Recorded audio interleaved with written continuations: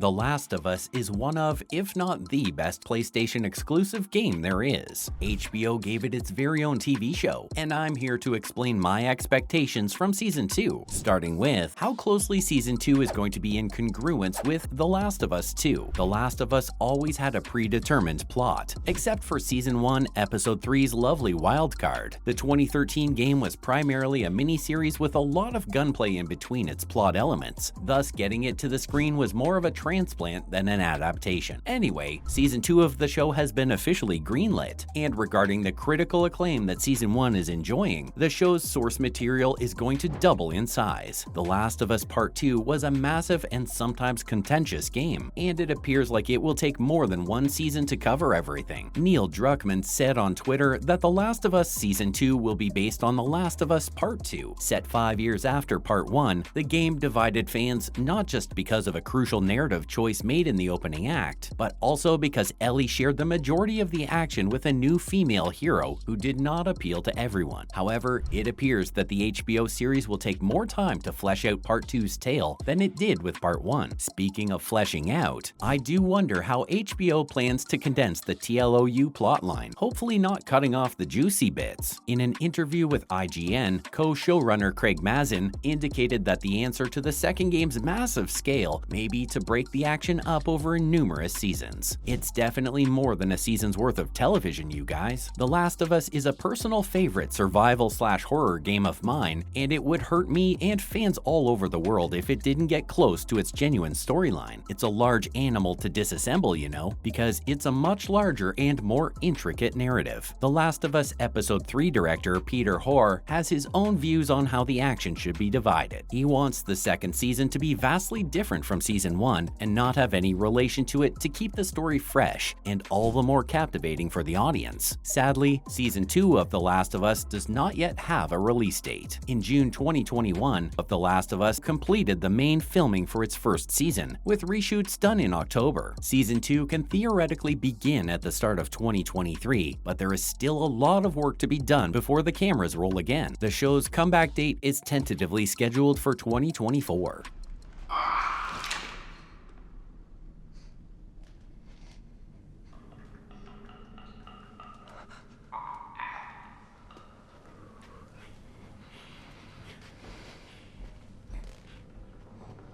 And for those of you wondering what will entail in the new story, fans can expect a lot more of the post-apocalypse action hot on the heels of our heroes. Both Druckmann and The Last of Us showrunner Craig Mazin have indicated that Season 2 will cover the plot of The Last of Us Part 2. I hope and pray that the 2020 sequel to the original video game's adaptation keeps a super-duper low profile on the fillers. Without giving too much away, Part 2 takes place 4 years after the events of Part 1. To elaborate, Joel and Ellie are both living in Wyoming, and the two fight to stay alive in the post-apocalyptic world, making new allies and adversaries along the way. Season 2's entire cast list has yet to be confirmed. It's still reasonable to presume that Pedro Pascal and Bella Ramsey will reprise their roles as Joel and Ellie respectively. However, nothing has yet been made official. If I recall correctly, the ending of TLOU's Season 1 did leave a few people still alive to be thrown into Season 2's mix. Our heroes escape Boston in the episode's final moments, but are abruptly confronted by a soldier who threatens to arrest them. Bit of a heart-clenching moment, that one. The dude thankfully follows protocol by checking them for the zombie virus before shooting them, and in that moment, Ellie stabs the soldier unexpectedly, and Joel leaps at the man to take him out completely. Wait for the last twist. Joel finds out that Ellie tested positive for the virus. Thanks to the late confession our girl makes, it's not that simple though. She instantly adds that it's been 3 weeks since she got infected, and she's still not turning into a zombie. Take note that, earlier in the episode, it's established that the virus takes a little more than a day to take effect.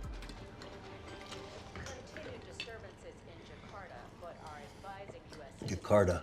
Where is that, Middle East? It doesn't ring a bell. It's definitely a country. Maybe part of Asia. Jakarta isn't a country.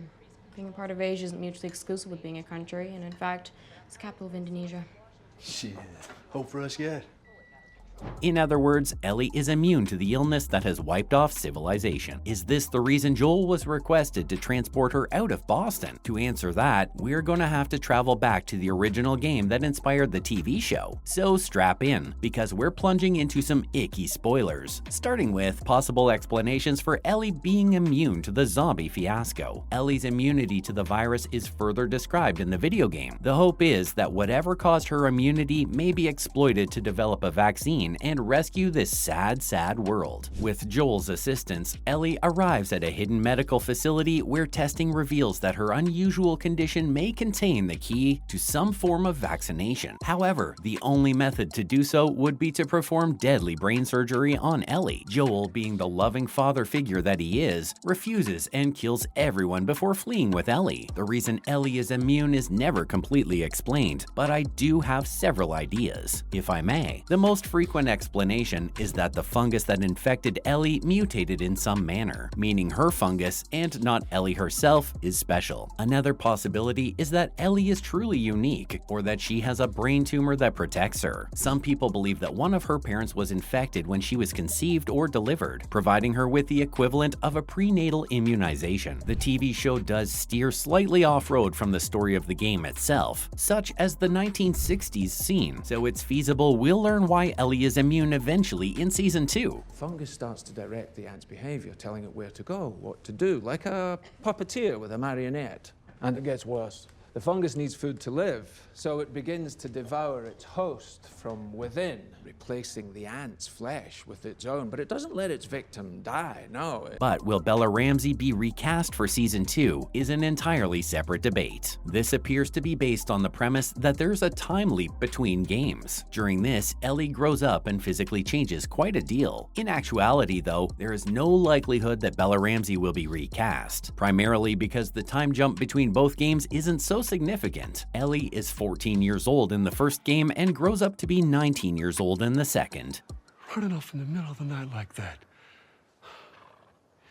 You talk to me. You don't just leave me a goddamn note.